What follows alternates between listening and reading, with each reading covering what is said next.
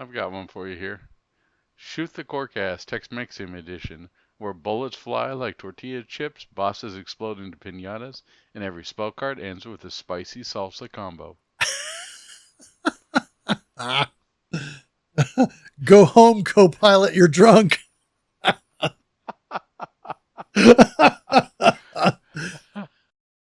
the core cast.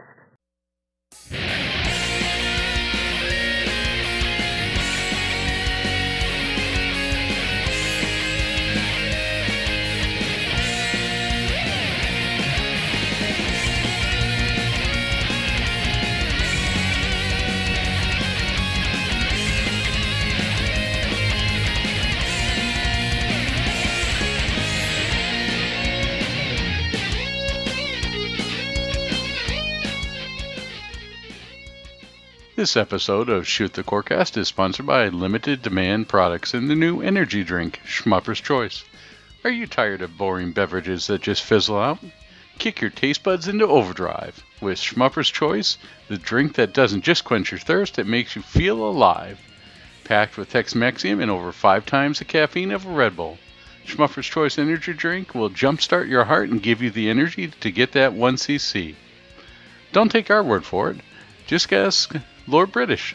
In co-op chaos, when both ships are weaving through lasers and scrambling for power-ups, you need mental clarity and reflex in perfect sync. That's where Schmupper's Choice kicks in. I don't just fly it, I survive with it. And unlike Vic Viper, I don't hog all the upgrades. Remember, Schmupper's Choice for those who view the continue screen as an insult. I'm Addicted, also known as Addicted to Shmups, and with me as always is MetalFRO, also known as Game Boy Guru. And if you would like to connect with the podcast, you can do so in a number of ways. You can follow us over on X at ShootCoreCast. Follow me directly at Game Boy Guru. Find us on Blue Sky now.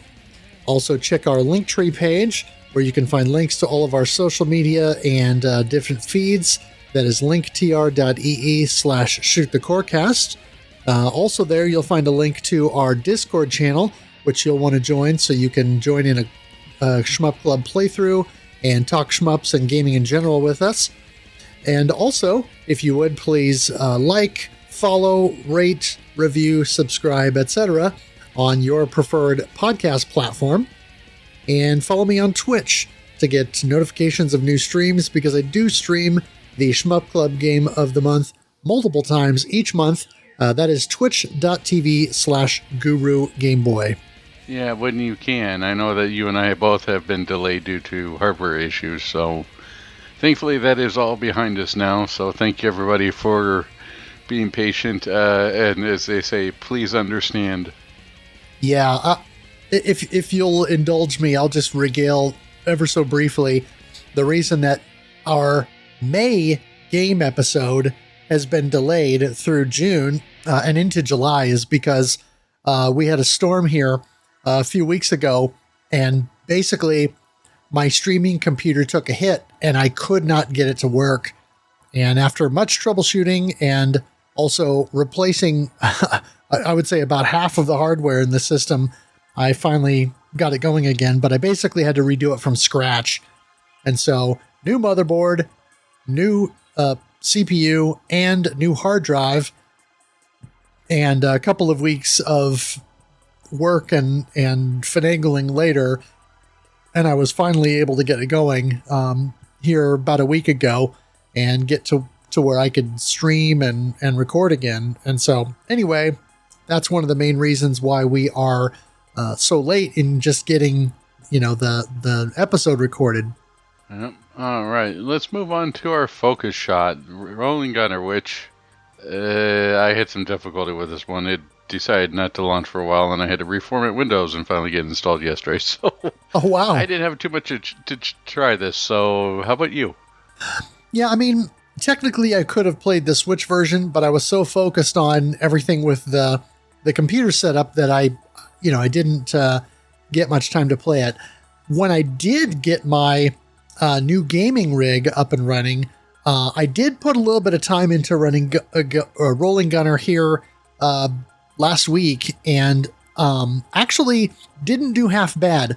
I no-missed through stage 4. I got into stage 5, and I got through that on only 1 life, which was pretty good because I had done a bunch of grinding of stage 5 prior to the streaming rig dying, and unfortunately I did auto bomb several times, so I was basically out of bombs once I got into stage 6. But then my run fell apart in stage 6. I did reach the stage 6 boss, and so that's kind of my new thing, is when I'm doing full runs and I'm getting to stage 6, I'm generally reaching the boss, but I'm just not getting there with enough resources to get anything done. Plus, the patterns of that boss are insane, even on casual mode, which is what I'm playing. So I still have plenty of work to do in terms of tightening up stage 5 a little bit so I can try to not die there and also not auto bomb.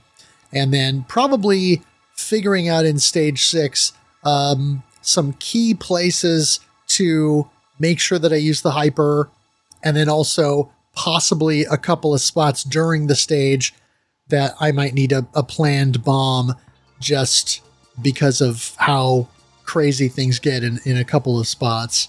So more to come. Sounds good. Let's move on to shmup news. Battle Marine was released on Steam from Suzuki Plan and has been updated to include the Game Boy Advance ROM that you can use an emulator or flash card on real hardware. To access it from the Steam library, go to Library, Battle Marine, Manage, Browse Local Files, and the game's creator says the Game Gear version is best, but this is offered as a nice alternative. Yeah, I love it when devs do this kind of thing. It's a fun extra. Kaguya from Flypot LLC is a forthcoming 16:9 vertical danmaku that is designed to be a kinder, gentler bullet hell game. It is slated for a 2026 release, and the Steam page is up now to wishlist. Yes, kill them with kindness. A core for the Taito F2 system is now in the Update All script for the Mr. FPGA system. This core provides access to Gun Frontier, Majestic 12, and Mega Blast, among other games. Very nice. Yeah. Oparius DX is a new game out on Steam, itch.io, and Nintendo Switch.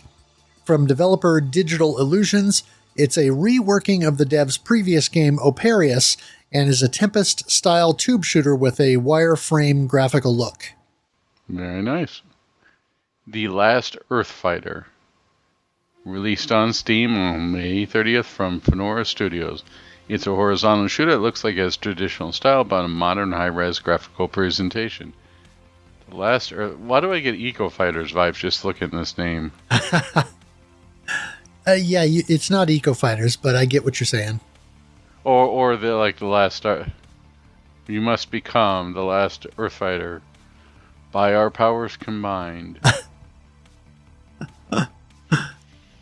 The Steam page for Hop's Awakening from developer Eden Cruz is available now to wishlist, with the game listed as coming soon. And just a reminder, this is one of the games that I played the demo for at Shmup Slam 7. It was fun. Very nice. Trizeal Remix, released on Switch on June 5th. The new edition contains some behind-the-scenes content and developer commentary. Just once, I want to have developer commentary for any game. It doesn't have to be a shmup, just sort of like, oh man, I don't know what I was doing. I was drunk, and it seemed like a good idea at the time. Yeah. Kickstarter campaign has launched for Hyper Sentinel Fusion, a sequel in development of the original Hyper Sentinel shooter from a few years ago.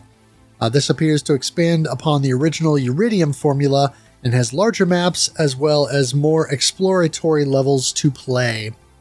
And I do believe the dev has joined our Discord.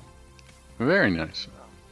The demo for Truxton Extreme has launched on Steam, and early impressions from the STG community seem to be relatively positive.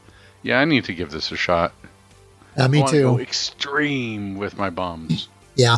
Now that I've got my new gaming rig up and going, I definitely need to fire this up. Just don't fire up your GPU, please. Right. Ball Pit from Developer Digital is set to launch in 2025 on Steam, Xbox Series, and Nintendo Switch. It takes the Hyper Brick Breaker formula from recent mobile games and combines it with a vertical scrolling shooter for a unique experience. R-Type Delta HD Boosted is coming from City Connection 2025 for all major platforms. This will be an updated version of the PlayStation game with enhanced visuals and hopefully other quality of life updates. Yeah, this one will be the one to be watching for. I really like R-Type Delta.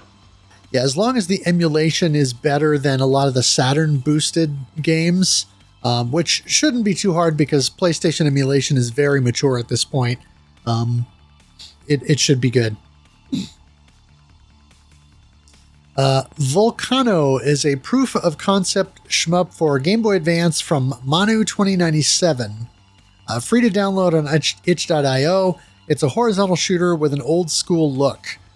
There was a bit of an issue not long after its release, as it appears there were graphics in the game copied from Bickery Software's Gray's Counter game, but the developer has removed the copied graphics and updated the game. Very nice.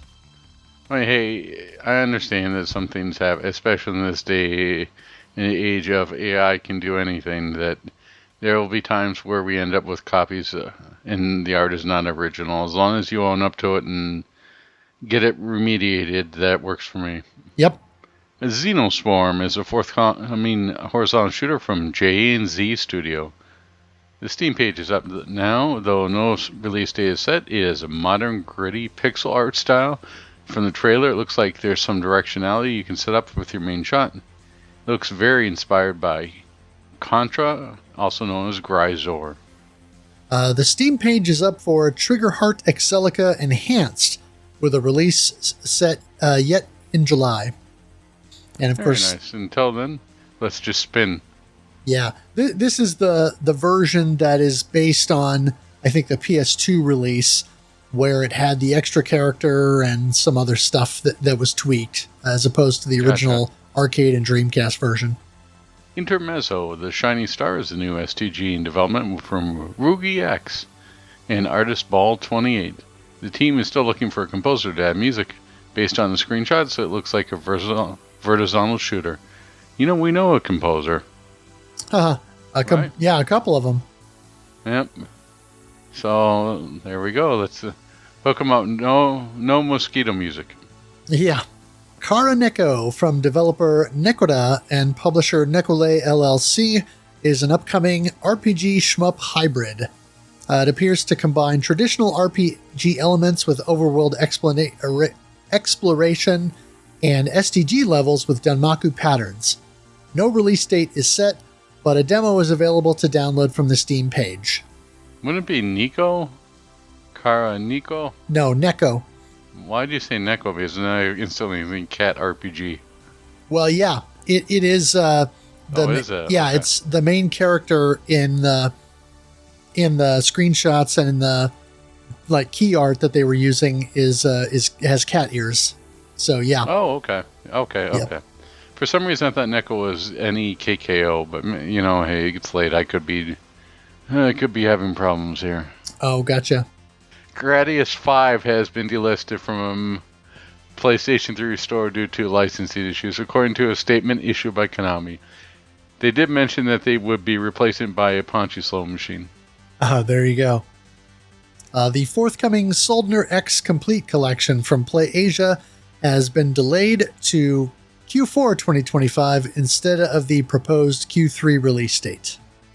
Earthyon is now set for a July 31st release on Steam. As previously mentioned, the Mega Drive version is still in development to polish it for release. Limited Run and other publishers are handling console releases on major platforms, as well as a vinyl soundtrack release. Super Deluxe Games also mentioned that digital console versions have been delayed from July 31st release date until September. Do you remember what happened in September? That was when Earthyon came out. Indeed. Last Stand Media is doing a limited print run of Habroxia Special Edition for PS5. PlayAsia had previously handled an original release of the game for Vita and PS4, and the sequel on PS4. I gotta say, I bought this for the Vita and I bought the sequel on the PS4 and Vita, and I think that's enough for me. Yeah. I mean, I don't ever want to like throw shade on stuff, but this is like one of the ones along with like it's not Red Dragon, Red Raptor. Like when you visited, we tried them both. We're like, yeah, we won't be covering these on the podcast. Yeah, the original Habroxia, I definitely. Now maybe the sequel. I need to put a little bit of time into that because I got the PS4 version of that. But yeah. G-Mode are bringing mobile shmup Gekiden Musume Akane Aioi to Nintendo Switch digitally. Yeah, it's cool to see more of these old Japanese mobile shmups, cell phone shmups being preserved like this. Japanese doujin developer Shooter Zap has posted brief footage of a new, as yet unnamed game on social media. It appears to be an 8-bit vertical shooter inspired by Star Force and Star Soldier, but with a modern twist. No information on platform or release yet, but it looks promising. You have to... it's their version of Speed, right? You have to stay within Takahashi Meijin's... Was it 16 shots per second? Otherwise, you explode? Yeah, 16 shots per second. Doujin developer Ode Style Factory is working on a new vertical shooter in an early Famicom or MSX style that has a unique mechanic where you gather some enemy bullets in a chamber in front of your ship and use them to power up somehow. The dev's previous shmup, Solar Blaster, released on the DS Lite for the full version, but scaled back versions are available on Freem and as well as itch.io. DS Lite, wow, that takes me back. Well, no, not DS Lite, DL Site. Oh, DL. Yeah, it's a Japanese doujin market. Oh, yeah, okay. I was going to say DS Lite. Jeez, I'm going back. We're going way back in machine here. Right. Continued, Flying Squirrel Sun has been released on itch.io as a name-your-own-price title from developer penpay.net. This is a horizontal shooter that appears to be very inspired by the Parodius series. I'm going to get you, Moose and Squirrel.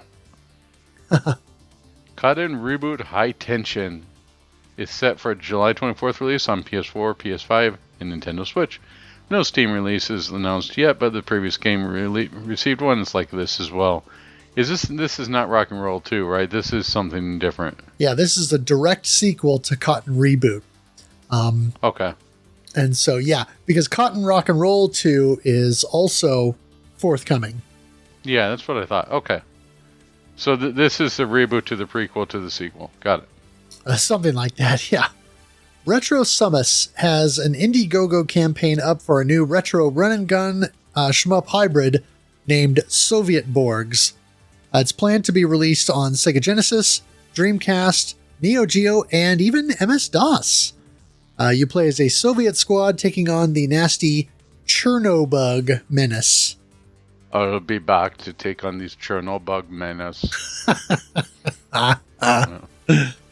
Fumihito Ukusa showed up 2 minutes of footage with the new work-in-progress horizontal shooter with basic STG mechanics. It has a slick graphical look, and while most assets are placeholder at this point, appears to have fundamentals of a traditional horizontal STG down. Nice. Yeah, I thought the footage looked like it was already, pretty far along, at least in terms of mechanics. Konami's 1981 shooter Strategy X released via Arcade Archives on June 19th. It's a tank-based shooter with manual scrolling and the ability to change the direction of your tank's turret aims. The launch of Toho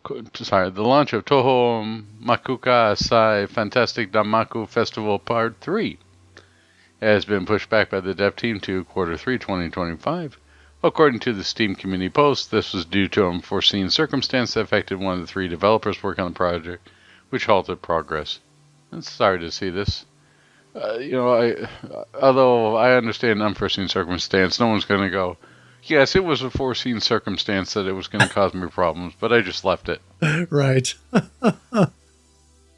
IREM Collection Volume 3 released digitally on July 1st. This set contains Mr. Helly, aka Battle Chopper, as well as Dragon Breed and Mystic Rider. Mystic Rider, you've been down in the midnight sea. Let's see here. VGMY Soft will be doing a physical release of Super XYX for Switch and PS5, as well as handling a second vinyl pressing of the game's soundtrack. No release date for the physical is available, and pre-orders are not open yet. So watch the next day; it'll come. We'll get notice here. That's how it goes on this podcast. Yeah, well, I was looking at social media earlier, and I haven't seen anything yet. So hopefully, before the episode goes up, it won't suddenly be a surprise announcement. You know what also has been surprising, speaking of VGMY games, is like Soulstar. That's where I got my copy of Soulstar from. And they were cheap. I mean, they were like $15 at the time. Oh. But that seems to have really gone up. I don't know what's going on with that game. Huh, interesting. It's still PAL only, as far as I know. Oh, sure. All Systems Operational from Seatoad LLC is a, quote, looter shooter, as they put it, horizontal STG that was released to Steam as an early access title in 2019, but the development stalled out. Only the devs posted an update in May stating they had added a lot of content and made numerous changes to the game. The game has many randomized elements and levels similar to Operation Steel. Oh, yeah. When you said Operation Steel, it took me a moment to realize we're talking about Remington Steel there. Operation Steel, I keep thinking about that darn 3DS game, the launch game. Not the Steam game, the... oh, yes. The submarine game for the 3DS. That's been on my mind lately. I don't know why. Gotcha. No, Operation Steel on Steam is a really good game. Yes. Fast Striker EX released to Nintendo Switch on June 26. This is an enhanced version of the Neo Geo and Dreamcast shooter from NG Dev Team. The game had previously been ported to PS4 and PS5 and Vita, with physical releases for both from PlayAsia. No word on physical for the new Switch version as of yet. But as NG Dev Team, you can bet they will print 30 copies and they will sell it all on their website within 5 minutes. Possibly. It's just I'm sorry. I like MG Dev games. I think I bought all the ones that they had digitally and physically, but trying to get a hold of some of their, especially Razion, was such a pain in the butt. Yeah. And then Gunlord went out of stock for a bit, and then it came back. Then it did it. It's like all over this place. I mean, I can understand why they're doing their own thing, but you just sort of wish like partner with somebody to get it. I don't care if it's strictly limited. I don't care if it's limited runs. I don't care if it's limited demand games. Just get the thing out there so that way there's a little bit more availability, or other than just doing like a 30 at one time run. Right. Because there are a lot of people who wanted to get Gunvein, and Gunvein became sort of a cluster mess. Yeah, that one was hard to get. Developer Pixel Licker is working on a new vertical fixed shooter set in the Slayan universe, and this has a unique twist. If enemies are on the same ground plane as your character, you can attack them on the horizontal with a melee attack. Whatever you remember that commercial they used to play a long, long time ago of what does the center, how many licks to the center of a Tootsie Pop? And you got that owl, it was like animated, it was made in like 1972 or something like that. Yeah. 1, 2, 3, and it sort of reminds me of that with Pixel Licker. How many licks to the center of a pixel? All right. Rubble Minzy has released a SNES port of the NES version of Life Force. This enhanced version of the game eliminates the sprite flicker, holds multiple available palettes to choose from, as well as the difficulty select and 5 CD quality soundtracks, courtesy of composer Relic. Yeah, it's pretty cool to see projects like this.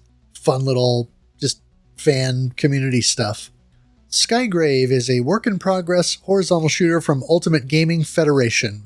It's available to purchase from the UG Federation Gumroad page for $10. Nice. Wait, did you say Gumroad? Yeah, Gumroad. As in Dag Gumroad? Something like that. Okay, at first I thought you said Gun Road. All right. East Asia Soft has published indie shooter Excalibur and is available on all modern platforms as of June 25th. It's a vertical danmaku style game featuring multiple ship types and an upgrade system. Very nice. I'll have to take a look. I think this is on Steam too. Yeah, I think so. And Chef Fataris has already reviewed this on his YouTube page and generally thought it was fun. The dev team behind Demons of Astaborg are working on a new Genesis shooter called Copper Storm. The Kickstarter campaign isn't live yet, so little is known about it, but given the quality of their previous 2 games, it bodes well. Sorry, 1 second here. I'm buying Excalibur. This looks pretty good. Yeah. This this could be a shmup of the month game. Like, it reminds me a lot of Blade and Twin B and all that type of cool stuff. Speaking of which, Red Blue, I did have a chance to. I think I mentioned that a couple times, but I had a chance to play that, and that was a lot of fun. Oh, good. So let's see here. Where the heck were we? Here we go. Dojin developer TBJ is working on a 2D horizontal shooter called Agresta. Based on previous social media posts, this has been in development for some time, but the project now officially has a name, and screenshots so far have been a high-end 90s pixel look to them, but in a 16:9 aspect ratio. Let's go. Yeah. This, when you think about something like Androdunos 2 or Infinos Gaiden from Picarin Soft, those definitely have a 90s arcade look, but really nice pixel art. This is similar in terms of that vibe, and so definitely looks really nice. Two Souls has preserved Galaga Kai, which was exclusive to the Japanese Kaitai phones. This arrangement has several stages based around other Namco games, such as Dig Dug or Xevious, making it a very unique experience. Where's my Baraduke? Could be in there. According to an article on Time Extension, several possible Capcom sequels never got past the idea stage because Double Helix, the studio who did the Strike 2 game, was purchased by Amazon and therefore unable to work on the company's IP. One of the games that Tony Barnes at Double Helix wanted to work on was a sequel to Capcom's rotary shooter, Forgotten Worlds. In the same interview, Barnes also talked about how he's often been asked about an updated Desert Strike game or a new entry in the Strike series. He said his team has 4 games in the queue right now that should be out in the next year or 2, but the new Strike entry is something he still has interest in doing. Yeah, you could do a lot more Strike games these days. That's something that they're... by the time we got to like Nuclear Strike in the PS1 area, it's sort of been a little bit overdone. But I think now coming back to it, you could get a lot of mileage out of this. Right. And the person who interviewed him actually mentioned Megacopter, which is a relatively recent game that kind of uses the same formula. We mentioned that on the show a while back in the news feed, and I haven't bought that one or played it on Steam yet, but I think it's been reasonably well received. The developer behind the Mega Drive port of R-Type is already experimenting with R-Type 2 sprites, but right now it's just messing around. Port of R-Type 2 is not yet officially in the works. And the post I saw definitely said, don't take this the wrong way. I'm just messing around with this right now, but, kind of wanted to see what could be done. Dealing with doppelcharacters, artificial cataclysm of weapons, that is word soup, is a new free-to-download vertical SCG on itch.io from developer Ciodre. It features a cast of anthropomorphized animals and features heavily inspired by Toho style. Yeah. This could go in many weird ways. The name of the game definitely channels that random kind of Toho nature, but it actually does look like it's legit in terms of, the bullet patterns and all that. So I'll have to grab it. Speaking of which, I wonder if I could come up with Just ask Copilot to come up with a name for a Toho game for me, a random Toho name. See if we can come up with anything better than Incessant Pudding of Midnight. Yeah, Incessant Pudding. I remember that. A Steam page is up for Strelitzia, a forthcoming vertical danmaku from developer and publisher Sorgintsa. It claims to be an elite quality shmup like those from the early 2000s, and it does have a bit of that Dojin look and feel to it. It's listed as coming soon on Steam. Crab Attack from Massive Damage Games. No. Crab Attack from Crab Attack Games, released on July 11th on Steam. It's a horizontal shooter where you control a crab and explore different areas and auto-scrolling shmup stages. However, the game has branching paths with levels that you can choose where to go, as well as the ability to gather resources while playing and crafting weapons. Yeah, I had an opportunity to play this because the dev jumped into our Discord and then messaged me with a code for it. And so I put a little bit of time into it over the last couple of days to familiarize myself. And at first I was struggling with the game because of a couple of issues that were, I guess you could say, self-inflicted. Some quirks about the game that I wasn't picking up on. But once I kind of got past those things and understood what the game wanted of me a little bit more, it started to open up. And pretty interesting little concept. You know, you play a level. The interesting thing is you can't really approach it like a traditional shmup where you just play stage to stage to stage.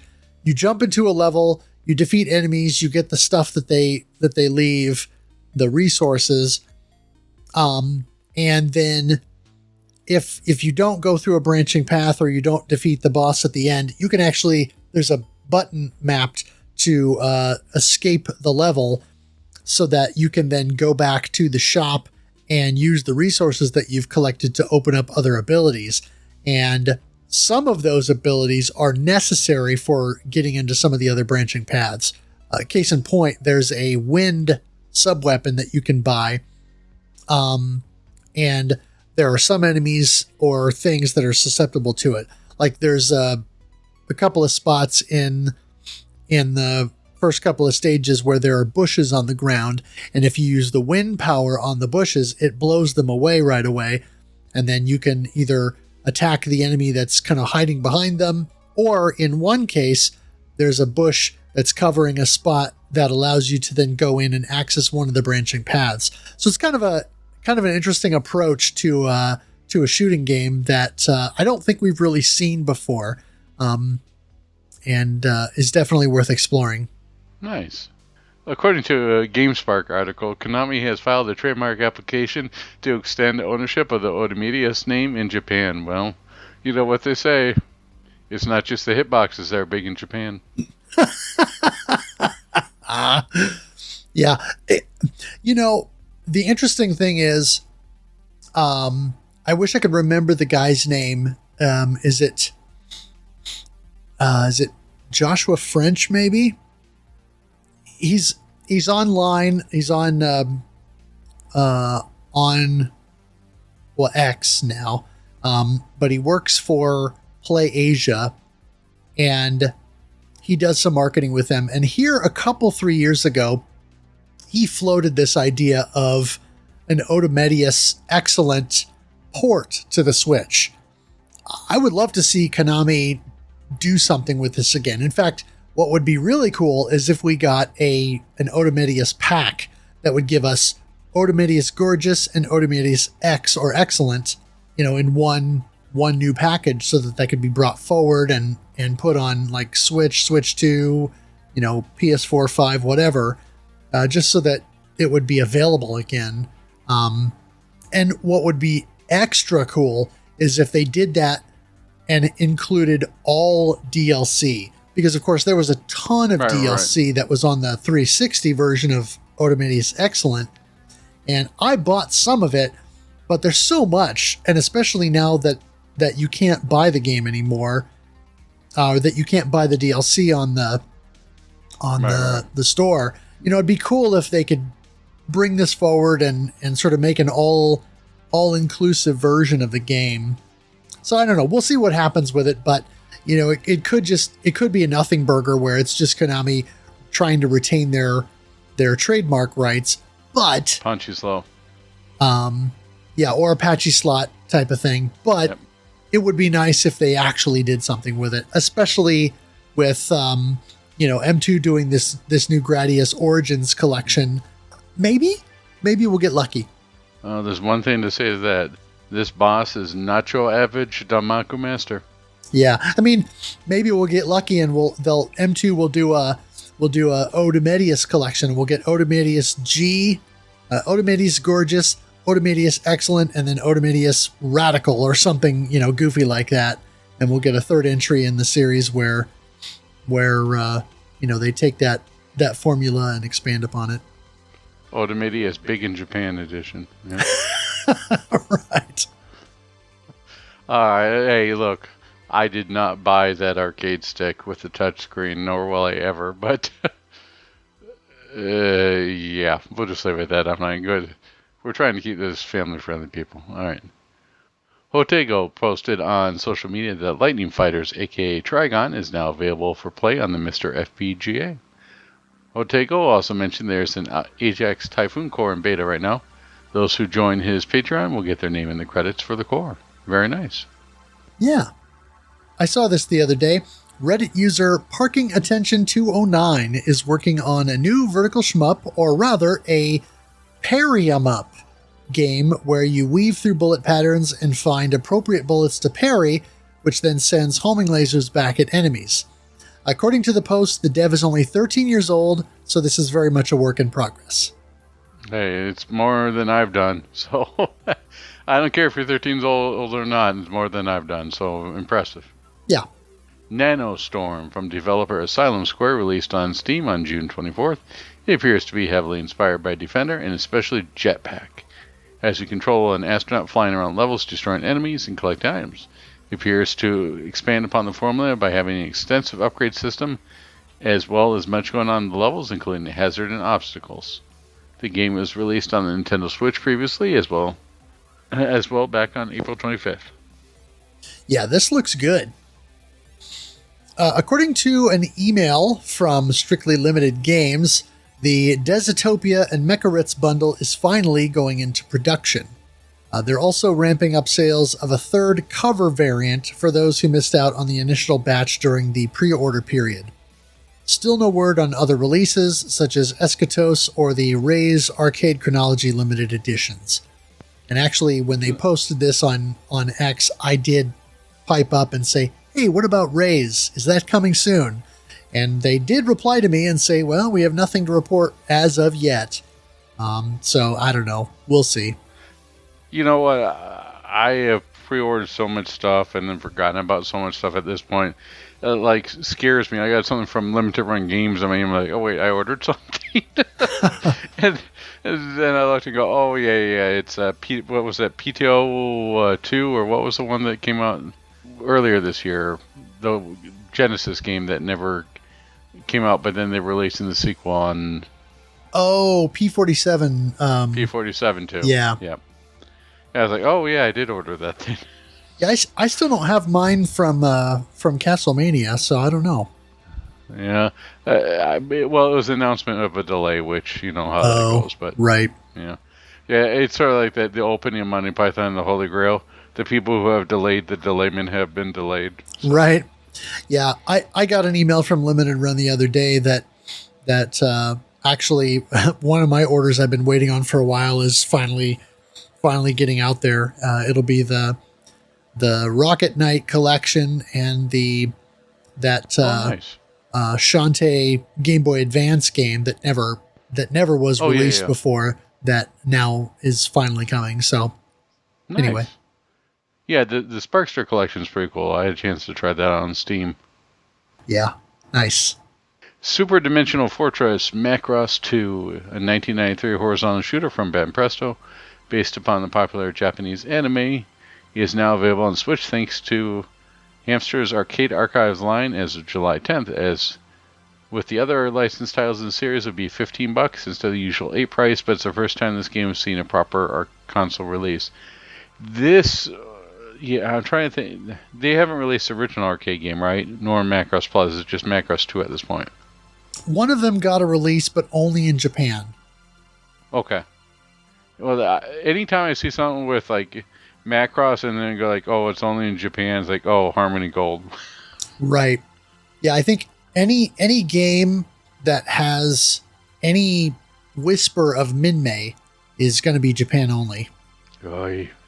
Ultra Core Dive is a new game from developer Aslecker and publisher Tupa Records Limited. It released on Steam June 20th and appears to take after the same formula used in Monolith, now known as Star of Providence. It has twin-stick controls and a minimalist graphical look with mostly black, white, and red pixel art. I am so glad that you took that, because if I had read that, then it would have definitely been not safe for family. Because Ozlocker, I would have probably pronounced that differently. I know where you're going with that. I know, and everybody else knows, but I'm just glad I didn't have to read that. All right. Pre-orders for the Nintendo Switch version of Shield Maiden MX are up now in Play Asia. A standard edition is available, as well as a limited edition with a larger out-of-box CD soundtrack physical certificate and set of game-themed Joy-Con decals. This game is expected to ship Q4 2025. As for the pre-order, now is the Asian version release of Earthyon for PS5 and Switch. Yeah, I definitely jumped on the Shieldmade MX pre-order. Yeah, Shieldmade was one of those games that we really should have covered a while ago, but we haven't yet. We may have to do that. Yeah, I was waiting. I feel like I wanted to wait until the Switch version was out, because I know there are some people that either don't play on PC or can't. And so with the Switch version, at least, that opens things up a little bit more. Clarice Disc is doing a series of standalone CD releases of Psycho game music. They'll be part of the ongoing Arcade Sound Digital Collection series of game soundtrack CD releases. Each release will contain more than one game per CD. Of note are the inclusions of Strikers 1945 Plus and the soundtrack for the original Zero Gunner, both of which haven't seen CD release yet. Now, those of you who bought the Psycho All-Stars Shooting Collection Alpha and Bravo, the special editions of those would have received the CD soundtrack sets that had all the included games with the soundtracks there. But of course, the original Zero Gunner wasn't there because, from what I understand, they lost the source code. And also, Strikers 1945 Plus, which was the Neo Geo port of Strikers 1945 2, was not part of that collection. And so even though I am not the biggest fan of Psycho game music, I almost feel like I have to buy these just for my shmup CD collection fetish that I have. Flying pancake away. Theater of Flesh is a new horror shmup from Genji that released as part of itch.io's themed horror game Jam number 21. The game is set as name your own price and looks like a playable danmaku puppet show where your character can file in multiple directions and you take on bosses. According to interviews and social media posts from former Technosoft staffers, Thunder Force 5 began development as a Mega Drive title and was set to use pre-rendered 3D models. Based on an interview with Naosuke Arai, at least the first stage was developed on the platform, but no one within the Technosoft offices was happy with the result. During the development, the Saturn released, and the game was moved over to that platform to take advantage of the additional capabilities. Yoichi Kubo also posted on social media about Thunder Force 5, stating that non-textured polygons were used initially, and that the art assets were developed on a Sharp X68000. Those fun little details. Indeed. This one is shmup adjacent and very lightly so, but a new arcade cabinet build set is coming from LEGO, and the decal that adorns the CRT on the front of the cabinet depicts a two-player vertical shooter. The cabinet itself opens up to reveal a gaming set with a small arcade cabinet and TV set as well. This set will retail for $40 US and releases on August 1st. Yeah, I'm tempted to get this. I don't know if I will, but it's definitely tempting. I haven't built a Lego set in forever, but of course I knew if I bought this, I could take it to my brother's house and my nephew would have it built in like 20 minutes. There you go. You should make not one of those members only videos from this. Yeah, this is one of those things that I could do as a stream, yep. Like building this and just make it kind of a fun little extra thing. Remember, it's not fun unless there's at least 5 squares. Ha! Right. A newly discovered Easter egg within the Saturn version of Radiant Silvergun has been shared online by Rings of Saturn. If you start playing arcade mode and then score between 240 and 250,000 points, and then enter your 77th place initials as SRK, you will unlock all extra options, plus a Never Bore 4 available Invincible mode. I love seeing stuff like this. You wonder how they find this stuff, right? Is someone just bored enough to keep trying this, or is someone actually going through the source code or decompiling and trying to... I wonder how much of it now is just data mining. Yeah. Some developer out there is going, no, they finally found it. July 10th saw the release of Xanac EX on the Egg console servers for Nintendo Switch. This is the MSX2 version of Xanax that was essentially backported from the enhanced Famicom Disk version of the game. Well, I know who's playing this. This has got Duke Togo written all over it. Absolutely. And I'm glad that at least something like this is being preserved. You know, I'd like to see Nintendo Switch Online, maybe get the FDS version, but, you know, we'll see. Arundite is a shmup in development from Copacal. A Steam release is planned, but no page is up yet and no release date is known. This is a vertical scroller that looks heavily influenced by Xanac. Every time I heard Xanac, I keep thinking of one of these infomercial. Do you suffer from migraines? If so, ask your doctor about Xanac. Mamaroko Recurse relaunches in the West on September 25th on PC and all major console platforms. Limited run games will be handling Western Physical as well, so we'll likely see additions through Clear River Games and Super Deluxe Games. This is a big one. Retrobit has announced another Japanese Mega Drive shooter is coming west. This time it is Undeadline. Distribution will be handled through the usual partners such as LRG, Castlemania, and others. Physical editions will include a translucent blue cartridge as well as a full box and manual like previous releases. The cover art will be reversible with an alternate design. The game will also be fully translated and localized, and pre-orders are up now. Shoot, the previous released PC shooter from Bokoste Limited is getting a Nintendo Switch release set for July 16th. This is a 2D danmaku shooter where you as a player shoot down advertisements from fictional Japanese companies as you attempt to combat the proliferation of online ads. This really sounds like like it came from a clicker idea. Yeah, it's an interesting concept, and I think it's a little bit of there's a little bit of Toho inspiration in there as well. You know what sort of reminds me of with this is, do you remember the Mario Paint game where you had a fly swatter with a mouse? Yep. Yeah, you could just put that directly to the Switch too. You just hitting ads instead, online pop-ups with a fly swatter. Right. All right, let's move it on to the game that we played 6 years ago now, or at least it feels like here in May of 2025. We have DL Wraith, Ihaz, Pony Trigon, who just celebrated birthday. Happy birthday to you, sir.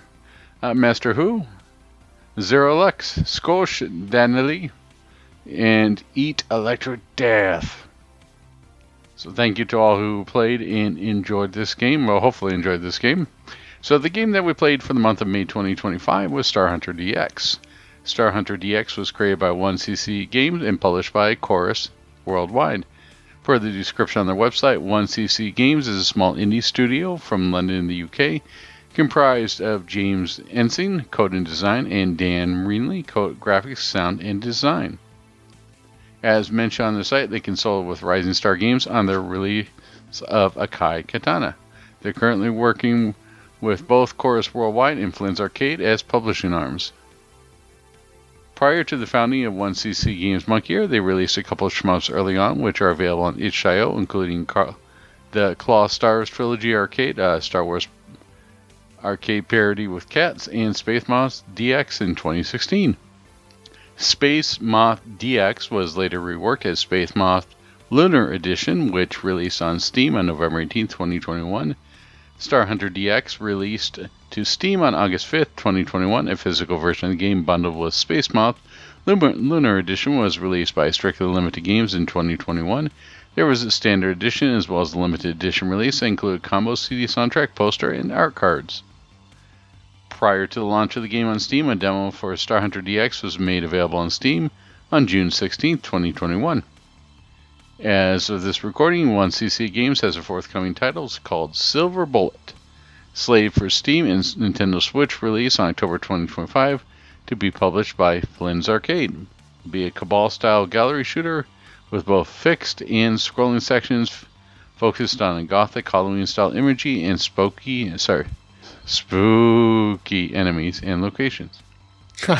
So Star Hunter DX is a 4-button game.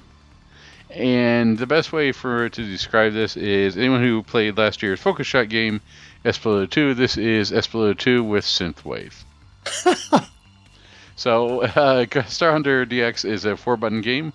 First button fires your primary weapon in auto fire. The one button fires your weapon in focus mode, and one button deploys or activates basically bullet time.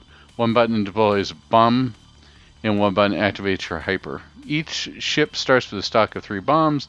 Deploying a bomb accomplishes 2 things. The first, it cancels bbullets within the radius of the bomb around your ship. Yeah, it doesn't kill all the bullets at the screen. It sort of eats the bullets, right? That's part of the strategy of this game, is to use it to get past the trigger sections by enabling bullet time and then setting off a bomb, so that way you can still stay in bullet time by filling up your bullet time meter, right? So the sort of the push is sort of similar to the way that we have with Esplodo 2, where you are in bullet time. I forget the Zenkichu mode or whatever that was. Yeah. Yeah, when you're in bullet time, I think you're slow mode. It's the same, but the idea is to always try and get as much as you can to get into bullet time. So that way you can graze the bullets to get bombs, and the bullet, while you're in bullet time, if you get stuck, you use a bomb, and then that way you can get anything within that radius in order to fill up your bullet time meter. Because otherwise the game gets really, really hard really fast, right? You want to be pretty much in bullet time as much as you can, not only for scoring, but for survivability. Otherwise the game just gets, oops, all bullets. Right. Kakase, that's the... Kakase mode, yes, thank you. So, the other thing to know here is that bombs are plentiful, and they encourage you to use your bombs, and there's some sections of the game that seem near impossible without using bombs. So, right. That's the point where when you're doing the bullet grazing, that you really, really want to get refill your bomb meter right by grazing, so that way you can use it to get more. Always be bombing in bullet time. So let's see here. Yeah, we talked about, okay. Yeah, second, cancel bullets get converted to purple cube. Items would fill your hyper meter. In order to restock bombs, you need to graze bullets, which we just talked about. Once you've grazed enough, you earn another bomb. The meter at the top left that displays your current bomb stock also indicates how much graze you have before your bomb refills. Yep. And then there's the circle meter around your ship. Once it gets, I think it's half full, that's when you can activate bullet time. Yeah. Destroying enemies or canceling bullets with a bomb will earn you purple cubes, not to be confused with game cubes. These will fill your hyper meter. At the bottom left of the screen, hyper can be activated when you have approximately 50% of your meter. The length of your hyper will depend upon how much meter you have when activating. Well, in hyper, rescuing floating astronauts or collecting power-up items will fill the meter partially. A max power icon will fill your meter approximately 50%. If you reach the score threshold and get a 1-up, collecting that will fill the meter completely. Any bullets on the screen will be converted to gold cubes when a particular enemy is destroyed. While in hyper or bullet time mode, the higher your multiplier, the larger the cubes and the more score they give you. The game has 3 different characters or ships, or 3 distinct styles. Only one of them is available at the start. This is where I was sort of like, and I agree with Studio Mupprints, it seemed weird. Luna, I understand, is the main character of the game, but it really should have been Cat 99 that you got a chance to play with first. I think that feels more like the beginner ship to me. Perhaps, yeah. Yeah, so anyway, Luna is the initial character. She pilots the Hawk DX7 ship, which has moderate power for both and rapid shot as spread and the laser shot narrow. Her ship speed is relatively faster in rapid fire, but fairly slow during laser fire. Her rapid fire also builds a multiplier moderately quickly.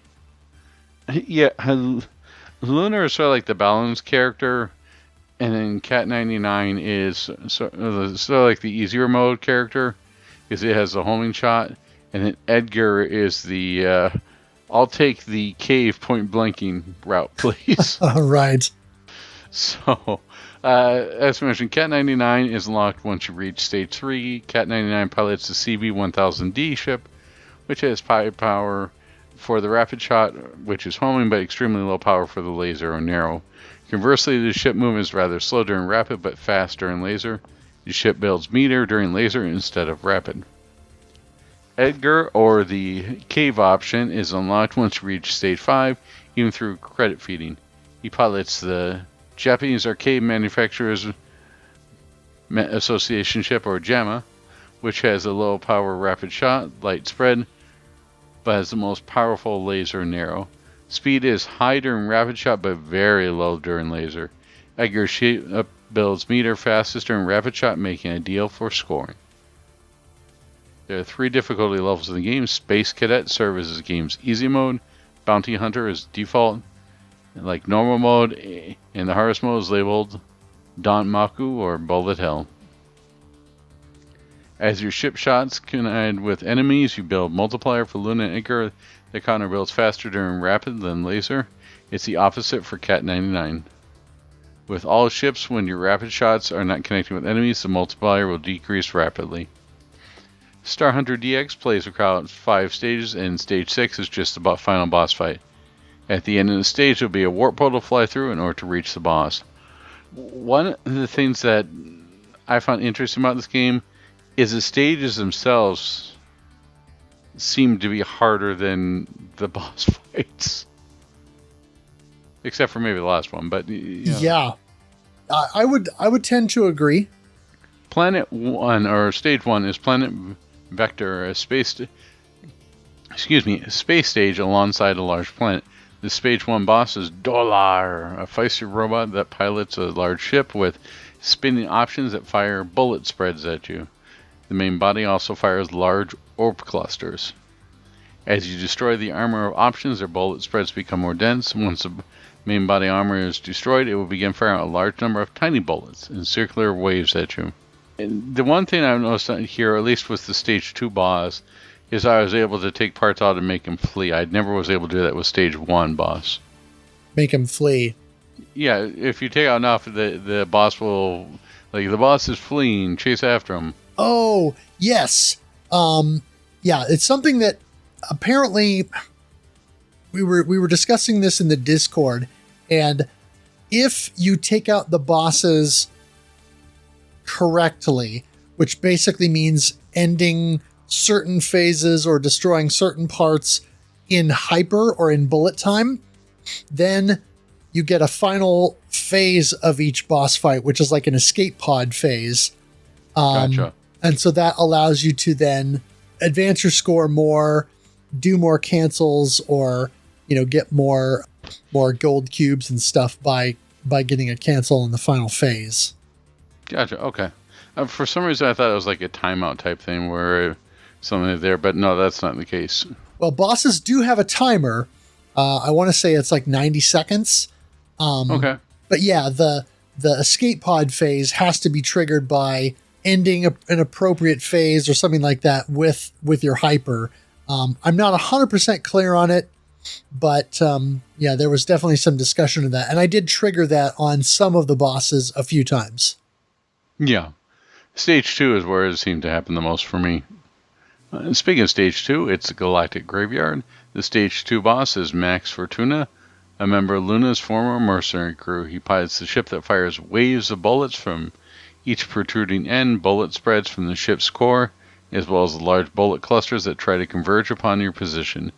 As you destroy the ship's outer core, it will begin to fire crisscrossing waves of small bullets, as well as targeting rains of bullets at your position. Stage 3 is the aquatic base and is fully underwater area where you face against jellyfish. Oh, those darn jellyfish. They're just like from Jaws. The jellyfish, all I can think of is the angry video game. Those jellyfish are coming from hell, and they've got your number. You just got to pee on them. Oh, there you go. Get off the ship and go pee. Oh, you'll be fine. Yeah.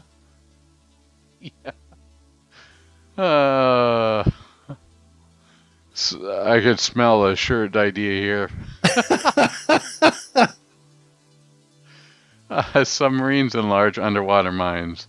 The Stage 3 boss is Diosh, an alien who pilots a huge multi-tier spacecraft that shoots out crossing waves of bullets and large spreads of missiles.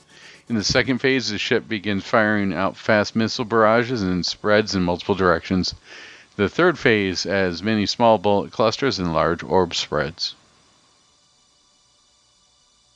Sounds like you're making a sandwich in there, right? We got small bullet clusters and large orb spreads, just put together in a crunchy spaceship. Everything you need to get your day started. Stage 4 is Quartz City. This stage is unique with physical hazards other than enemies, and there's small blocks you can't pass through unless you're bombing. Astronauts are embedded within some of them, can only be collected while using the iframes from bombing, or be careful when approaching and collecting the astronauts just before your ship's hitbox overlaps the box outline. Stage 4 boss is Big Score, a robot who pilots around the spaceship and shoots out large clusters of round bullets in multiple directions. In the second phase, it shoots many long laser blasts that overlap and try and box you in. In the third phase, it has overlapping large and small bullets. In the final phase, the boss fires out dense clouds of bullets that you have to weave through until it's defeated. Stage 5 is the Crystal Goddess. Enemies in this area, not to be confused with Raiden, which is Crystal and Coffee Goddess. Enemies in this area fire long lines of bullets that bounce off boundaries in the playfield. Later, enemies fire out large waves of bullets that arc in opposite directions. The Stage 5 boss is Mula, a woman who pilots a large spaceship and fires out crisscrossing lines of bullets that box you in, as well as targeted bullet clusters that move quickly. Phase 2 has many needle bullets overlapping, as well as small bullets moving at you. Phase 3 has large and small bullets in a seemingly random pattern that will bounce off walls. Stage 6 is a final boss fight with ground control to Major Tom, a skeleton in a spacesuit that resembles the Red Skull. Phase 1 has many lasers and bullets firing out in all directions. Phase 2 has many small bullets starting out in small pockets that are radiating in all directions. Phase 3 is similar, but with small needle bursts and more of them. Phase 4 has overlapping radiating waves of bullets. Phase 5 boxes, in with a large crossing spread of fast bullet lines, will provide you with a little space to weave into smaller bullets coming your way. The boss has a second form with the small needle bullets radiating out from the boss in large circles of round bullets, radiating out from very small gaps between them to navigate. Yeah, I think the difficulty for Stage 1 is doable. I mean, it's definitely harder than you would think. Stage 2 is where it starts to really ramp up, and you got to use bullet time by that stage. And you can get through most of it, but once you get like Stage 4, if you don't know what the heck you're doing, you're just toast. Yeah. And Stage 3, I think, is where the game really begins to come into its own, because when you have the underwater mines that shoot out these large sort of rotating or radiating lines of bullets, you can do tons of grazing You can set off a bomb when there's several of these patterns overlapping in order to get a bunch of purple cubes and then, get your meter full and then go into bullet time. And then when one of those mines starts, shooting out a ton of bullets, destroy it, gold cubes, and then sort of rinse and repeat. It sort of subtly teaches you how you're supposed to play the game. Now, obviously, there's some of that earlier in stage 1 and stage 2, but stage 3, I think, is really where the game begins to truly show you what it wants, what it expects, and what you're supposed to do, and kind of really sets up the flow. Yeah, I think that even by stage 2 standards, if all you're trying to do is just sort of do bullet grazing or dodge on there without activating bullet time, and I did this too before really reading the manual, I mean, it can get really hectic pretty quickly, especially in the mid to latter half of stage 2. Yeah, for sure. So let's move on to graphics. Like their previous game, Space Mouse, Star Hunter DX has a somewhat pastel color looking to it, with the game's late 70s and early 80s character designs to it fits along with that time period. One of the criticisms leveled against the game on Discord is that the enemy bullet sprite priority can be compromised while using your laser attack. Enemy and boss designs are mostly basic, abstract spacecraft through Stage 3, with sea life and submarines provide some variety. Stage 4 has some very stylish island enemies and Art Deco sensibility to the design. I liked, even though I'm a little sick of synthwave at this point. I think there's just been the resurgence has sort of done me in at this point. I still appreciate and still think this is a pretty good looking game. Yeah, going back to the bullet sprite priority thing, that was one of the issues that I had with the game for sure, where I was struggling as I was streaming the game. There were definitely spots where I was frustrated because I was like, well, what killed me? I don't know what hit me. I didn't see anything hit me. And so there are definitely spots where the bullet priority was not the way that it should have been, so that the enemy bullets were the top item in all the layers. And so that's one of those things that I hope the dev team recognizes, or that others have pointed out to the dev team, so that in a future shmup, they can look at that and hopefully fix that, so that enemy projectiles are always the top layer, the top graphical priority in a situation, so that enemy bullets never get lost in the Mishigas. Yep. Basic sounds in the game are understandable, such as your main shot and laser attacks, or most small enemy explosions. Some settings get more priority, such as setting off a bomb, activating bullet time, or boss explosions. There are a handful of voices present, mostly during boss fights, signaling when you're at the end of a phase. The game has a number of helpful sound cues for things like when you've grazed through to earn a new bomb, or when you've had enough meter to activate a hyper, or when you collect an item. And as we mentioned earlier, the soundtrack is 80s inspired synthwave music, which, to its credit, is pretty well done. It's not something that you would want outside of, or I would listen to outside, but it's pretty darn close. Yeah, I remember humming some of this during the month as I was streaming it, and when I played it a little bit yesterday to just sort of refresh, it kind of came back to me. Now, I bought the limited edition that has the soundtrack combo CD, so I have the tracks for this, and they're fine. Synthwave to me is one of those genres that it's fun to listen to as background music. There aren't that many synthwave artists that I find to be particularly memorable or unique. There are groups like Gunship, where they take the synthwave thing but sort of combine it with 80s pop and rock and kind of do their own thing. They're relatively distinctive. Or Perturbator, which I think is a UK-based dark synthwave group that uses a lot of like metal imagery and, different, kind of a different vibe to their stuff that makes it sound different than a lot of other synthwave. But so much of it has a very samey feel to it. And so it's fun to listen to as background music. It's great to listen to at the office if you want something that just sort of fills the dead air. But a lot of it is not that memorable. This I found to be similar in that it was enjoyable. It fit the vibe of the game and it added to the overall atmosphere. But none of the tracks in the game I felt were anything that I was going to remember once I turned the game off.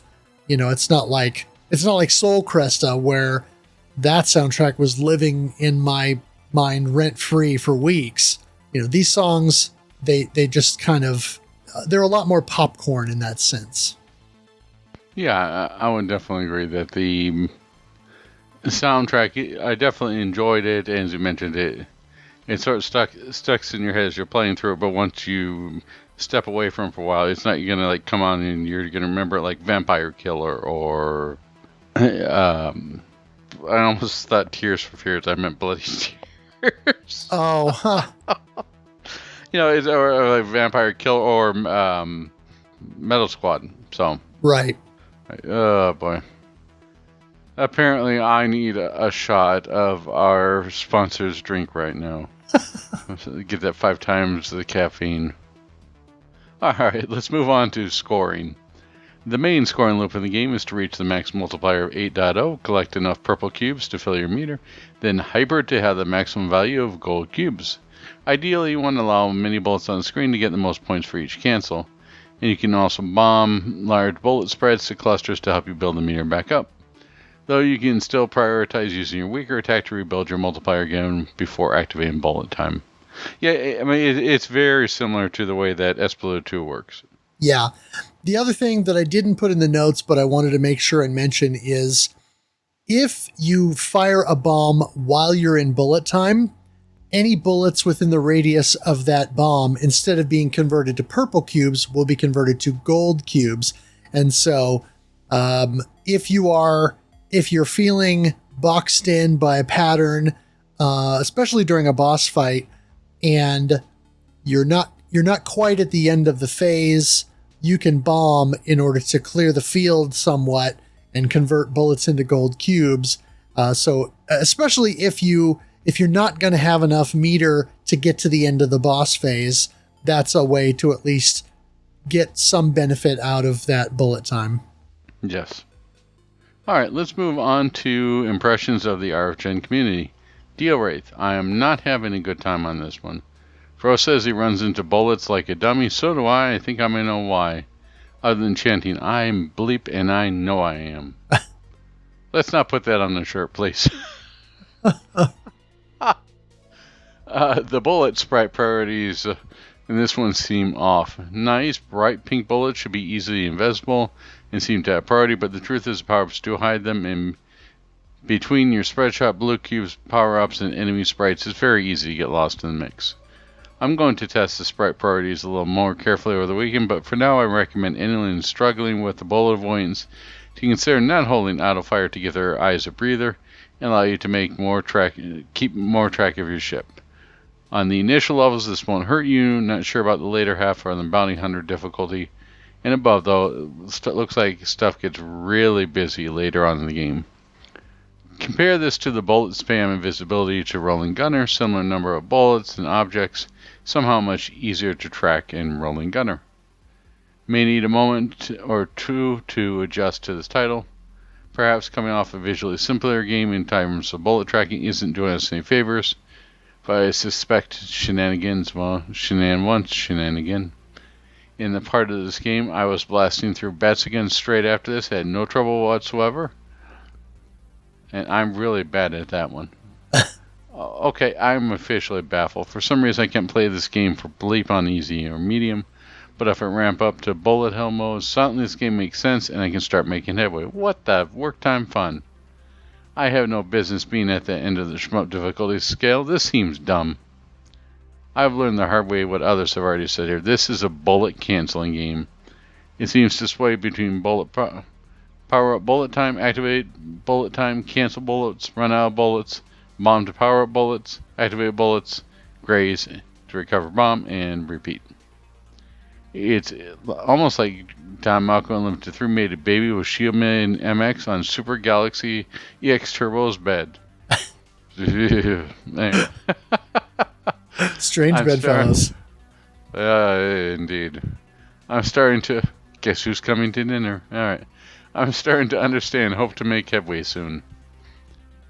Have you had an escape pod on the bosses yet? I did some finagling on the stage and confirm that cubes are the lowest priority, followed by enemy sprites, followed by bullets, followed by full-time bullet gauge with astronauts power-ups as the top priority. So your meter and power-ups hide bullets. Additionally, your hitbox is bigger than it initially looks from the indicator in the ship, leading to some grazing mistakes. Woo woo! Progress. Made it all the way to the final level on both easy and normal. Stage 5 can piddle off. Sort of want to see this on bullet hell difficulty though. Even taught what I learned to the wife. On her first playthrough she got to level 1, or her second playthrough she got to the third boss.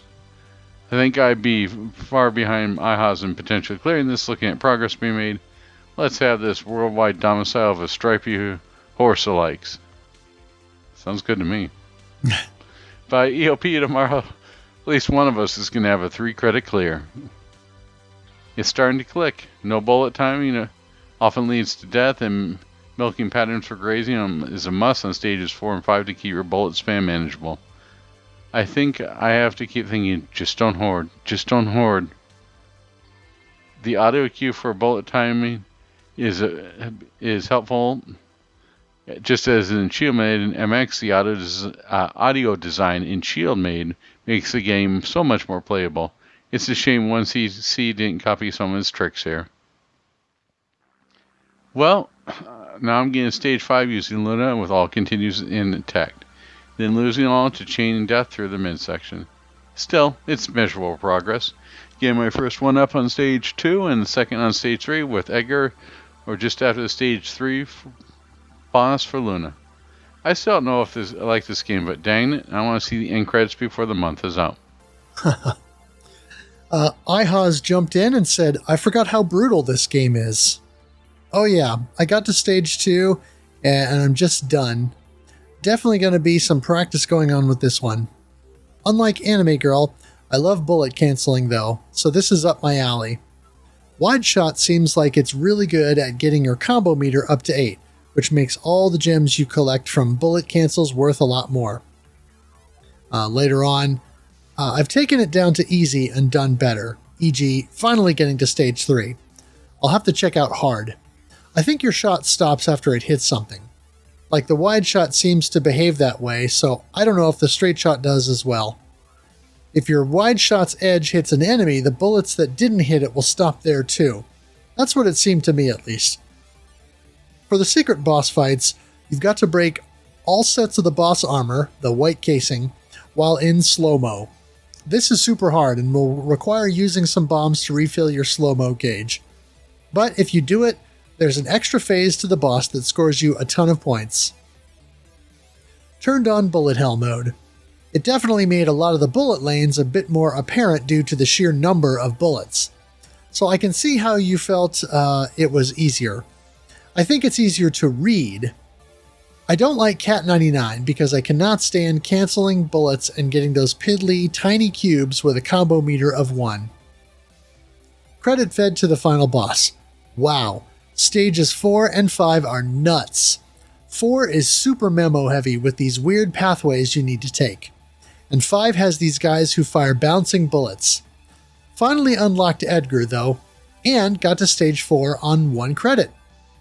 And again later, I can't imagine trying to use Cat 99 in the nightmare of level 4. While you're trying to navigate those tight spots? I don't know, maybe it'd be even better, but I want to kill who I want when I want in that part. The whole thing is just a gauntlet of using slow-mo and bombing to get back into slow-mo as soon as possible. At least that seems to be the way to do it as far as I can tell. I've yet to get through there alive. Well, I got some stuff out of order on our outline here. So I put DL Wraith's final thoughts in the wrong spot. So I'll just go ahead and share those here now. 1cc Games do put out some stylish titles that lean hard into their aesthetic.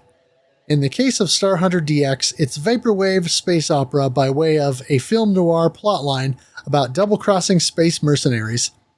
The visuals and audio design reinforce this feel, and early into my plays I found this drawing me in, but sadly the audio design just isn't strong enough to keep the excitement up beyond Stage 1 after repeat plays.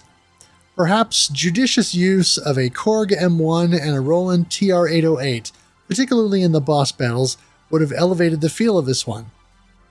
Gameplay for this title is my anti-style. Hardcore bullet hell with a heavy emphasis on combo making and strategic score item collection.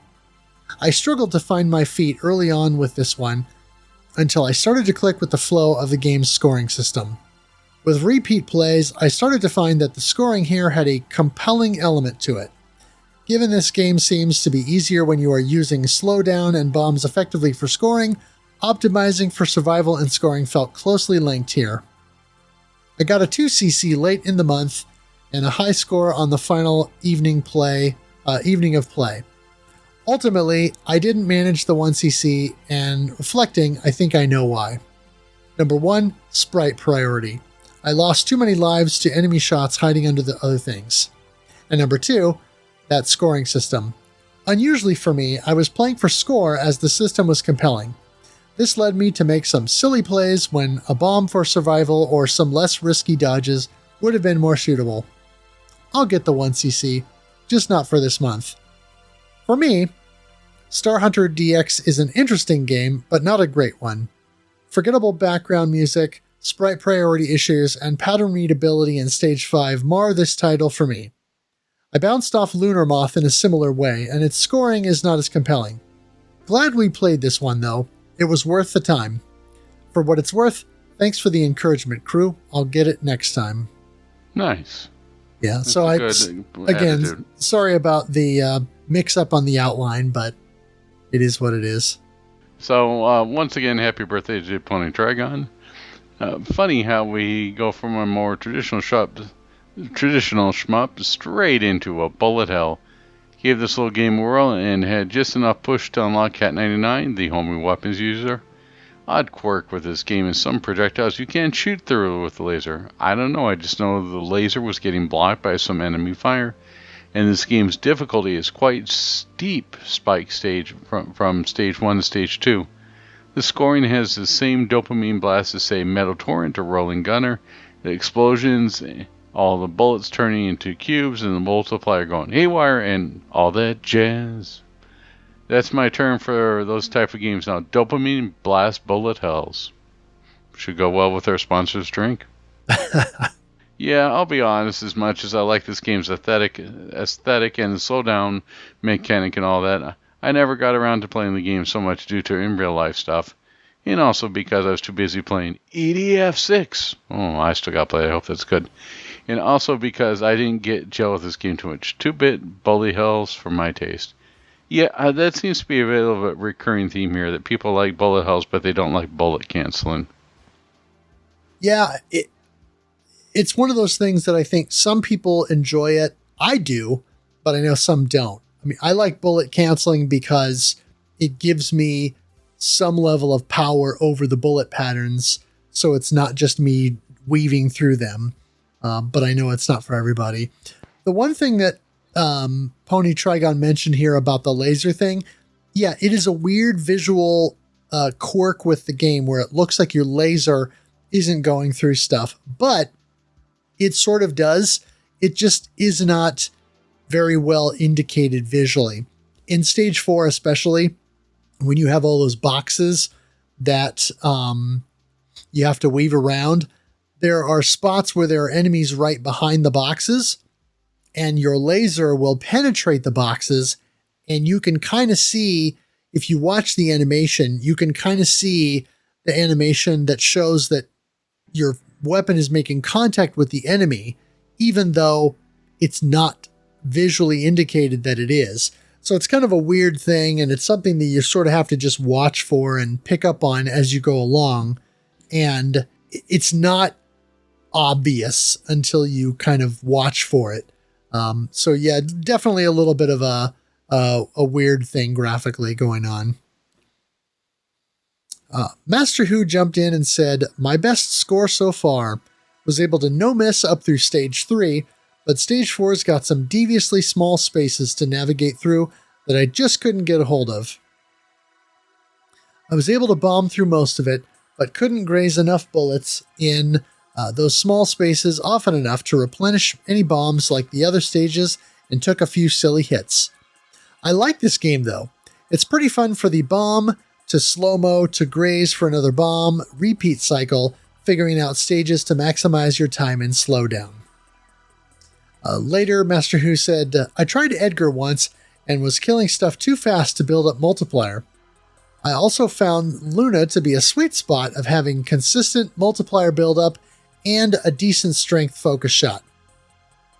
I see the power with Edgar now. I've got the flow down. He seems really good. I set a new PB and was able to make it to stage 5. Made it to the final boss on my next attempt.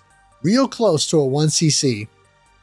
Spoilering just in case, but anyone know what's up with the final boss's final attack? I couldn't get a read on it at all. Do you have to hang on the far top or far bottom?" And then later on, 1cc with Edgar on Bounty Hunter difficulty get. Congratulations. Indeed.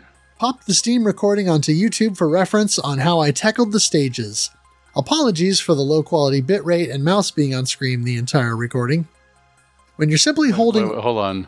Low quality and mouse, I think that is required. If your super playthroughs aren't at least at 128p, you're not doing it right. Exactly. When you're simply holding autofire and dodging incoming bullets, the readability is fine. A lot of the patterns have crisscross moments where bullets hide other bullets' trajectories, but it's fine. The moment there's a bomb or gold explosion, the readability can get really tough. Your eyes have to quickly adjust each time to assess what bullets are left on screen and where they're going. It can be really tough. At a lot of runs, I'd run face first into a bullet clouded by the flashbang of gold scoring points. I've had to force myself to stay pretty far back from enemies during some busier moments just to let things simmer down a bit so my eyes could catch up. And then again later, got 2 more clears with Edgar tonight, but only a marginal improvement on score. I tried out Luna again, but she's just too finicky. I was having trouble both building multiplier fast enough for score and getting damage with focus fire. I suppose I'll be sticking with Edgar for any future scoring playthroughs. And then for final thoughts, Star Hunter DX was an absolute joy to play. I really vibed with it. I hadn't heard of this game before this month, and I can easily recommend it to friends. I had a handful of clears on Bounty Hunter difficulty with a final score, we'll go into that in the scoring. I really enjoyed the mix of visuals and music. They both complement each other perfectly to form a really cohesive package. I'm also a big fan of how distinct each stage felt. Each level had entirely different new enemies and bullet patterns to adapt to, and it makes each run consistently engaging. Scoring is a great battle of risk-reward, and I love the resource triangle between bombs, slowdown, and grazing. It made routing the stages a lot of fun to understand where the best points to bomb were, which enemies you can exploit for grazing, and when you can play a bit riskier to build up multiplier. Tons of fun all around. My few gripes are some difficulty adjustments, such as Stage 2 seeming harder than Stage 3, or even 4 at times, with each boss being easier than the individual stages they reside in. I'm also not sure if the, quote, easy difficulty was easy enough. In the later stages, it felt almost indistinguishable from the normal difficulty. I also didn't enjoy either Cat 99 or Luna as much as Edgar. Both of their movement speeds were a bit too squirrely for how consistently you're thrown into tight bullet patterns, and their low damage output ended up making stages 4 and 5 way harder. Overall, I'd give this one 2 thumbs up and an absolute steal if you can grab it on sale. I'd suggest getting the PC version for sure, as footage of both PS4 and Switch console ports seem to have their individual issues. Zerlux says, I've got some practice in this week and feeling okay about the first 2 stages. I'm starting to get the hang for the overall gameplay. Excited to do more work. I'm really appreciating this month. This game that was on my library getting dusty, but I'm really trying to work it out. I'm also liking Cat 99 myself at the moment. Guys, I made it to stage 4, so you can say I'm getting serious. Nice. So I didn't make the progress I wanted to, but I have to say I was glad it was this month's game. It was sitting on my shelf and the Shmup Club brought it forward. I really enjoy my time with it so far and continue to play it. I might go as far as to say it's slightly underrated. Very nice.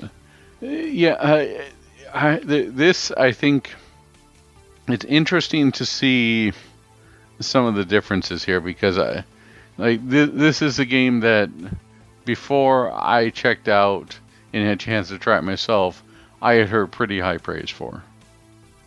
So it's interesting to see some of these reviews. And it's good to see that not everyone's like, oh, this is the best game ever. It's good to see some variations on this. Right. Yeah, I want to say that it was, wasn't this Bullet Heaven's Game of the Year of 2021, maybe? Yeah, I mean, Mr. Ed was very bullish on this. He definitely liked this quite a bit, and I wonder. Don't get about opinions and stuff. I wonder, like, I would have think that it bothers me a little bit because I would have think that he would have picked up upon the priority, the bullet priority issue, but right. Maybe not. I don't know. Or maybe it didn't bother him as much as it did some of us.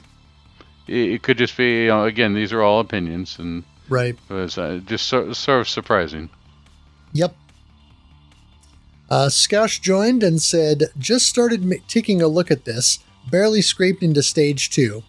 GG's on stage 5 so quickly, DL. Gonna play a bit of catch-up today. The slowdown on Switch seems to be crazy at the moment. Maybe I've had the game open too long or something, but honestly, it's running at a snail's pace right now. Although I guess I could have used this for an easier time. Later on, I got the pretty tricky, in my opinion, Space Cadet clear with Luna last night. Shout out to Master Who for support on the stream. And then later again, the normal mode isn't too much of a step up from easy. The learning I'd put in for the easy mode was pretty much the same, just a few extra bullets. Edgar seems super OP compared to Luna. The slow focus speed is real nice for dodging, and the wall-piercing shots helps a ton on stage 4. Got the 1cc. Nice. Daniil says, I played the game for 30 minutes early this morning because I had to go to uni, but the cat characters seem really weird. You totally obliterate the first 3 stages, then stage 4 kicks your butt because homing sucks there. Oh my gosh, well, okay, LMAO, I'll just family friendly, sorry. Also, laser is useless unless you want that fast movement speed for a second or two, I guess. Tried it a little bit more, and sadly, I don't vibe with this game at all. Hopefully you're having a good time. I'm praying the next game of the month will not be a bullet hell. Well, you got your prayers answered. And then there's the visual glitch, where you can use a forward shot as well as Cat 99, and it looks like it's not hitting. Yep. Yeah, that seemed to be a recurring theme. Eat Electric Death said, did a couple runs of Star Hunter, and credit fed my way to unlocking all the characters. Yeah, this game has teeth, even on Space Cadet.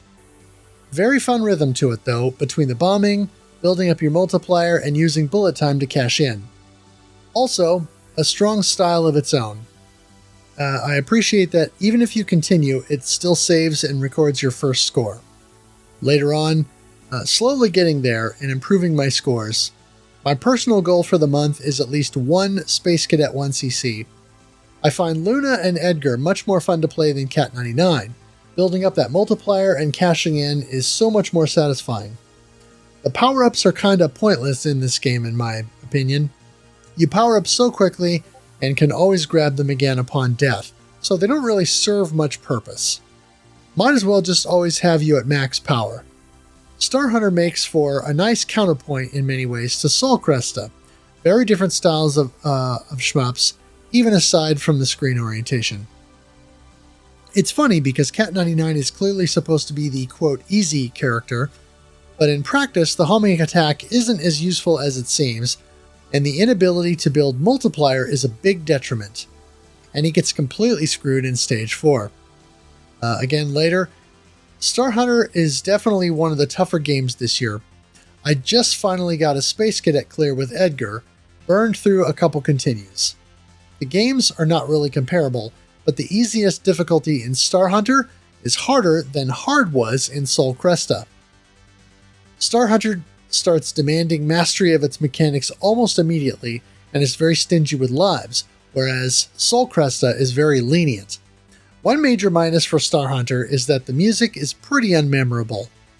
For trophy hunters, Star Hunter DX is another very tough platinum.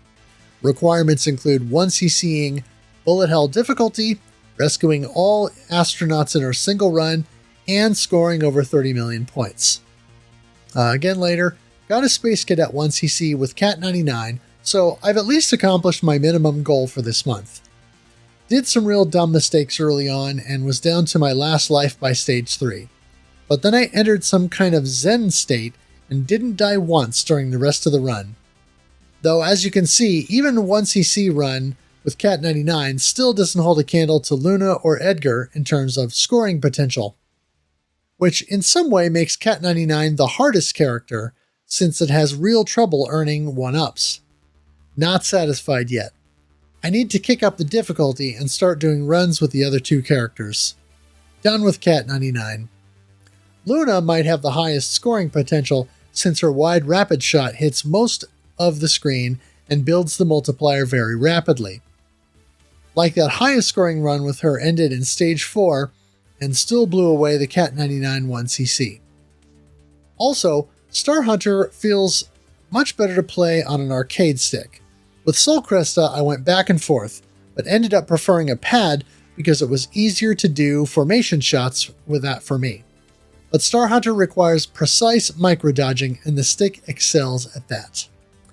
And yeah, I would tend to agree. Of course, I've moved to playing stick almost exclusively, but I think, yeah, it definitely is a stick game in that sense. Taking a look at the scores real quick. For the Space Cadet difficulty, Scoush had the top spot with 15,281,263 points. That was a Luna 1cc. I had a Luna run with 15,074,414 points. And then Eat Electric Death had his Cat 99 1cc of 10,754,045 points. On Bounty Hunter difficulty, we had Master Who with the staggering 41,140,466 points. That was an Edgar 1cc. I did not get the 1cc on Bounty Hunter, but I did manage a score of 22,463,562 points with Edgar. Scoush got the Edgar 1cc with 17,002,184 points, and then Eat Electric Death in with another Edgar score of 8,809,214 points. And then on Bullet Hell difficulty, Eat Electric Death submitted a 3,049,696 points with Luna. So thank you everyone for playing along and for submitting your scores. Indeed. Thank you, everybody. Yeah. So now final thoughts. By Jack Handy. All right. I have to say, for me, at least, this game was put up on a pedestal where I was like, oh, this is cool, I'll try it. In the limited time I did have tried it, or I had to try it between all the Steam sales, I liked what I played, but going in depth with it for this month, it was a totally different game. I mean, everyone's like, yeah, this game was pretty good, and then I play, I'm like, yeah, I could definitely see this game is good. it definitely has some issues. So, in some ways, it was disappointing to me because I shouldn't have looked at the reviews beforehand where everyone told me it was great, the best thing ever, since Espelute 2, because I really liked Espelute 2. But it's, at the same time, it's not completely broken, right? It has some issues for certainly, and it's not for everybody. But if you can get it on a sale, like I think I paid $2.49 for it. So I don't feel ripped off at all. I mean, that was very, and right now it's on sale for $1.19. You can't really beat that on the PC. But I think it's one of those games that I would put at the very least in like the lower A rank, right, in your 90%. Because for the most part, the game is pretty solid. If you don't like bullet canceling mechanics, then this is not the game for you, and that's fine. Yeah. But this game itself, and the fact that it apes the Espelute 2 system and does a very good job of it, puts it up there for me as something to try, especially if you can get it at $2.49. I mean, that's what, a quarter of a cup of coffee these days. So it's totally worth trying out if you can get it for that price. The soundtrack is good. The graphics, they are what they are, right? They're 80 synthwave on there. They're pretty good. It may not be the type of game for everyone, but again, if you can get it for under $5, why not give it a shot and see if it's for you? See if you like that. The graphics and sound effects, for the most part, are right up there and really well done. I also have to say kudos to this game for not being a vertical shooter. There's a huge amount of vertical shooters, danmaku or otherwise, so getting a horizontal scrolling shooter that works well within that space is difficult to do. Right, the most that people are trying to come up with these days is vertical, and that doesn't always work. To get something 16 by 9 and make it work is pretty impressive. It almost feels in some ways like a Blockbuster rental, where somebody said, "Hey, they're going to beat this in a weekend." Well, don't worry, we'll make it harder. We'll make it NES hard just to show them. So it sort of feels like they threw in this fake difficulty level into it in order to make sure that people were going to get the most of it, because it is only 4 stages, with the 5th one being the boss. That said, again, if you can get this game on sale, I think this game has a lot of value to offer. And even if you don't like bullet canceling games, in my case, I found it worth it, especially at the $2.49 price. I've spent a lot worse on Steam sales for $2.49. Or anything else. So I think that I would totally recommend this to someone as a game to play. I think it is definitely up there, but you really have to either A, get it on sale so that way you don't really care too much about if you spent the money, or if you know what the person's taste are and they like Space Moth DX or something, or they like bullet canceling mechanics, right? Like Futari on Maniac. It's not really Maniac mode, but you know what I'm talking about, the hardest difficulty mode. Right. So it will appeal to a certain subset of person, but if you can get it on sale, no matter what, it's worth checking it out. And I think it would score up in the low 90s to mid 90s. It is definitely a well put together game and knows what it wants to be. I just wish that there was maybe a little bit more to it, so that way they could rebalance the difficulty level a little bit. But for what it is a good game. And I would highly recommend that if someone had a PC, because this PC doesn't take much to run this, right? It will run on a potato. Or a refrigerator if your refrigerator will run Windows. So, right. Or even Linux, Bazite. But definitely give a shot. I'm glad what we did. But if you spent, a huge amount of money on the physical, you may be feeling burned.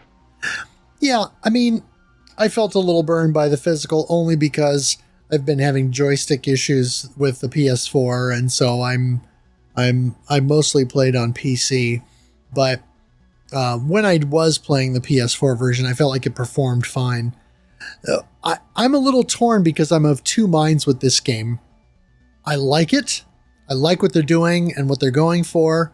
And I think it has a compelling scoring loop. And that was enough to kind of keep me in that one more try mode. But the difficulty balance, I think, is something that many people noticed. And it was very frustrating for me when I was even dying in stage 1 a lot of times, just because it's easy to get clipped by a bullet from something. I enjoyed my time with it, generally speaking, but I probably got more frustrated with this game than I should have, and than I would normally like. Some of the issues that were pointed out in the Discord and things that I noticed on stream definitely hampered my enjoyment of the game. And I would say this is one of those games that would be ripe for the developers to go back and do just a little bit of tweaking, a little bit of rebalancing, maybe fix that sprite priority issue so that enemy bullets are always on top, and things like that. Just little things like that would go a long way toward helping to smooth out the game's rough edges just a little bit. I think overall it's a good game and a good time. I understand why it's been highly praised, and I would agree with you in the sense that I'm glad that they went with a horizontal here, because there are so many vertical shooters, and I know that there are people who prefer that, but it's good to see a horizontal danmaku style getting some love. And I generally think that 1cc Games did a commendable and admirable job translating that formula into the horizontal, especially with that compelling scoring loop that gives you that ability to sort of earn meter, hyper, bomb, and rinse and repeat.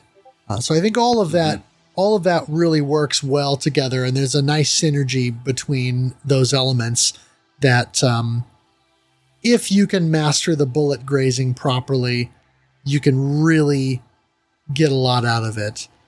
I only got the 1cc earlier in the month with Cat 99, just kind of as a basic clear, and so I felt a little bit let down that I wasn't able to do that.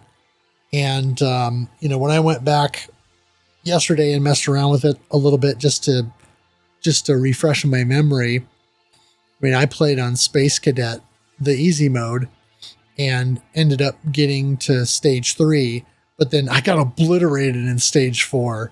And so even on the easiest difficulty, this game is no joke. And certainly it is a challenging game, and you are not going to breeze through this at all. It sort of makes me wonder. This feels like this is the sophomore year of the studio, right? When they're developing shmups. You end up with the initial release, which is Space. I know they had some earlier games on here, but let's just say that Space Moth is their freshman. This feels like sophomore, right? There's still a bit of growing pains that has to be done with it. And then we get into the junior year. Almost sort of like NG Dev didn't just come out of nowhere and start making games, right? Even they had issues on with. Look at Last Hope. Last Hope, Pink Bullets. It's a learning progress to find out what is. You can't get it right, everything on your first try or even your second try. It's going to take some time. Look at this podcast. This podcast took a while to find its rhythm. And even so, we get some people who say, this is for me, this is not for me. So we learn to tailor a little bit and try different things, but still stay true to what the formula of this is, which apparently is Tex-Mex and dad jokes now. But what I am looking forward to is their junior year offering, or their next one, based upon because they definitely are moving in the right direction, right? Things didn't get worse. You have two camps on here. One, you got some stuff that needs to be fixed with this, like this is your pink bullets moment, right? With dealing with bullet priority and sprite priority, and then you've got your stuff with, this formula may not be a bullet cancel, may not be for everybody, which is fine. But then you get on to something where you move it on to something like Razion EX, which, aside from turning on the ugly CRT filter for me, was pretty darn good, right? They knew what the heck they were doing. So I sort of feel like we've got new sets of developers going through the NG, similar to what NG Dev team did during the Dreamcast, where it took them several games to figure out what the heck they were going to do, and they kept trying and adding to and figure out what worked and what didn't work. Yeah. Not everybody can start off being a Konami. Yeah, it's funny. Since you mentioned Razion EX, I didn't know this right away, but I noticed it later and I was a little amused by the fact that we've played 2 games this year where you collect gold cubes for score. Might be the only 2 shmups in the world where you collect gold cubes for score, and we played them both in the same year. There you go. After those sweet, sweet gold cubes. So let's talk about what's next here. And we are knee-deep in the summer of 1940-something. So we just finished up with 1943, and we are currently on our way through 1941, Counterattack. And then we will be looping like crazy in 1944, The Loop Master. And then after that, I forget what the heck August is, but that's all right. Well, August is The Loop Master. Oh, I'm sorry, it's September. Yeah, I'll have to look. Yeah, it's all right. Hopefully by then it won't be 125. So yeah. Thank you, everybody. I appreciate it. Sorry things were a little late. We are working on catching up, so we're looking to get the 1943 episode out pretty soon. Thank you, Etrem, for the logo. Thank you, Guru, for the shirt ideas. We do not need a I'm bleeping, I know it shirt. Thank you. Kokosu for the intro and outro music. Everyone from the Press Playcast and Collector Cast. MetalFRO for streaming the Game of the Month Club. And as always, the Parrot Dogs and interesting things that can happen on the stream. Thank you, everybody who listened and everybody who participated. Once again, we do appreciate it. You know, we can't survive on dad jokes and Tex-Mex alone. So thank you. Yeah, and again, shout out to all the devs who are in our Discord now. It seems like we've got quite a few who have joined, and it's really cool to see. Really appreciate everybody jumping in and playing along with us, and then also hopefully feeding off one another in the community so that you can all make better games. And that's what we want to see. There we go. Thank you. Okay, well, if there's nothing else, then I'll say thank you all for listening, and we will catch you next time. Please understand,